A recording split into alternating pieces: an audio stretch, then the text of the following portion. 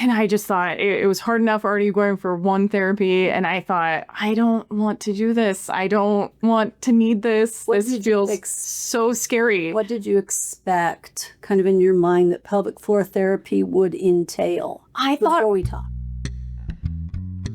Welcome to Down There, a podcast dedicated to pelvic health and wellness for men and women. Hello, and welcome to the podcast, What's Up Down There. Today, I have a very special guest with me, one of my clients here at Pelvic Connection Physical Therapy. I also have a second special guest, Eunice, the uterus, from I Heart Guts. And so let's get started. Today, we're talking about post-hysterectomy recovery and how pelvic floor therapy can help with that. So go ahead and introduce yourself. Hi, I'm Jen. I am 44 years old, 2 years post-hysterectomy. I've been a client of Laura's for most of that time. Yeah. So Jen, you came to me because you had had a hysterectomy. Yes. Tell me a little bit about what was life like before you had that hysterectomy. You know, what brought you to that decision that you had to have that surgery? I had been in excruciating pain for probably upwards of 20 years. I had PCOS, a really tight pelvic floor, but I didn't know that's what it was at the time. Just a lot of issues. I had been bleeding, extreme bleeding for a long time. So finally, after convincing a doctor that this was just not a way of life or a good quality of life, I was able to get to that point to have the hysterectomy to be able to move past all of those issues. Was it an easy decision? No.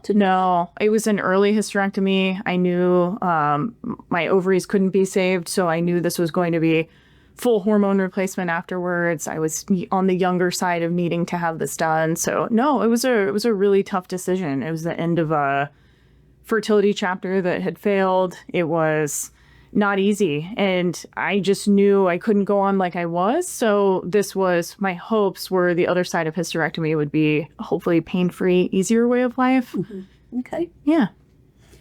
And tell me about your encounter with the surgeon or the doctor who you chose, or the doctor who did the hysterectomy. Was it a positive experience? I think she was a talented surgeon, but I think her knowledge of everything surrounding the surgery itself was maybe a little less than I needed. As a childless woman, I had not really been under the care of an OBGYN specifically.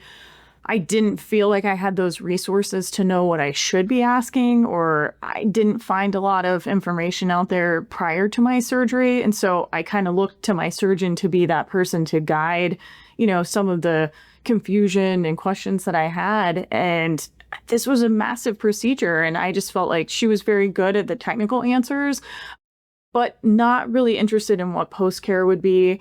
It was definitely lacking. I didn't find a lot of resources for what I would need afterwards. I was really asking, just what I had seen online was, should I be asking about pelvic floor therapy? And would this help? And my surgeon literally laughed at me and said, no, you have the gold standard of tight pelvic floors. And now I know. What did she say? Yeah, gold standard of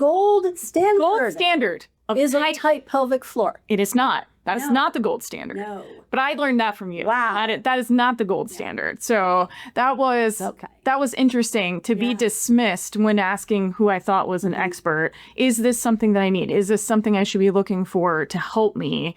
Because she was a little bit clear that maybe the surgery would not fix all of the issues that I had been having, which was generous. Yeah. But then to not help guide what would be next, or what would help some of the other issues that I've been having. And after having been in excruciating pain down there for, 20 plus years, I think there needs to be a standard of care conversation of what is next? What can we do to support the patient? What is going to be the next steps toward healing? And then, post-hysterectomy, they just say, 6 weeks, you're back to normal. Go return to normal activities. And that's not... What does that mean? What does that mean? Normal when I was in pain and couldn't do anything? Or is there a new normal? Yeah. What does normal mean for you now? What is normal? Yeah. And nobody could answer that. Yeah. No one was saying, well, just resume normal activities. Again, what does that mean? I don't feel like myself. I don't think down there feels like itself. I don't even know what it should feel like. I had an open abdominal hysterectomy as well. So that's a good sized incision. And there's no real conversation about we've cut through your muscles. We're healing this incision on top of healing from the surgery of not having organs that were there supporting other structures. And what does that look like moving forward? How do you know, can I lift things again? Can I return to exercise? What even is exercise? I was in pain before, so was I doing anything right? And, it was just, if I knew what I was doing, I wouldn't be asking these questions. So it was surprising to me that there was so little direction after the surgery. It was just, well, you've healed. And now what? And, and it's an emotional, a mental, a physical journey. I called myself after this, this area was just the void. And I think it was truly a complete void. It was everything that was hormonally made me who I was gone. I was struggling to find hormone replacement therapy afterwards. Even the doctors and surgeons aren't really there for that. You have to seek outside of your insurance and pursue what you know to be best and what you're fighting for to be put back to who you were before this or better. And it was the same thing with pelvic floor therapy. It was, I know something is physically wrong. I know something is emotionally and mentally not right. And it was just such a fight to secure what's going to help me get better, what's going to help me be my best self at this point. I didn't go through all of the suffering and the surgery to not be well. And I knew that we needed to ask for more, but I didn't know what that looked like. Yeah. And then in researching even pelvic floor therapy, I could find that this was for postpartum care or that was about it, really. I didn't find anything that said it's fair to ask for this post-hysterectomy. I was going to ask you that. How much did you find online for post-hysterectomy? Did you find any help specifically for what you went through for like scar tissue recovery? I mean, there's stuff for C-sections, but did you really want to go to a resource for women who have just had a baby?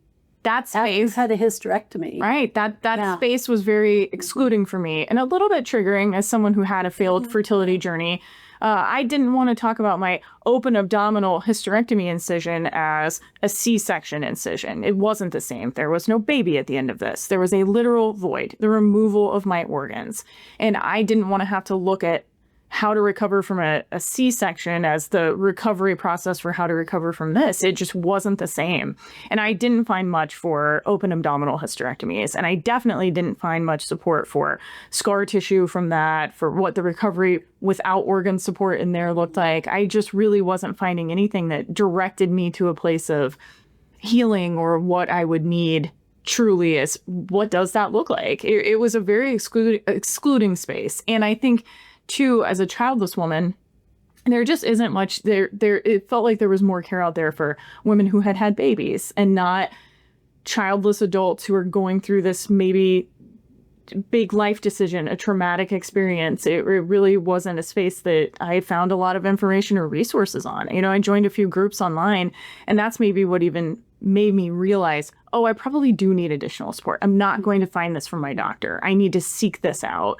And then I was able to amass a team of providers that would help me, but that was outside of insurance. That was outside of the normal channels. And I got very lucky that I found you. And how did you find me? That's kind of an interesting story. That is. How long did it take you to make that first appointment? Yeah, it took a while. My lymphatic therapist is also a friend of yours and referred me to you. Mm-hmm. And I just thought it was hard enough already going for one therapy. And I thought, I don't want to do this. I don't want to need this. This feels so scary. What did you expect kind of in your mind that pelvic floor therapy would entail? Before we talk. I thought it would be like a terrible OBGYN experience, very clinical. I thought it was going to be so scary, and I just wasn't ready for that. I wasn't ready for that next step of what I thought was going to be so invasive and then shockingly It was not at all any of those things. Okay, So there's very little out there that prepares you even for what pelvic floor therapy is.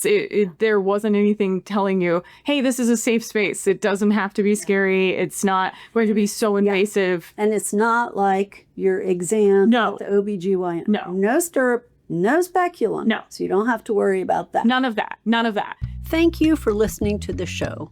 Drop in a comment and let us know how you liked this last episode. Do you have questions? Or do you want to connect with us further? Perhaps you're ready to take that next step. Subscribe to our YouTube channel, The Pelvic Connection with Laura McKaig PT.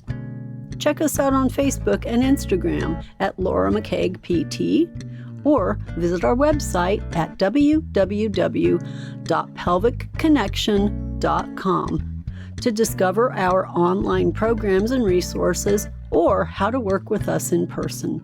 Here's to your pelvic health.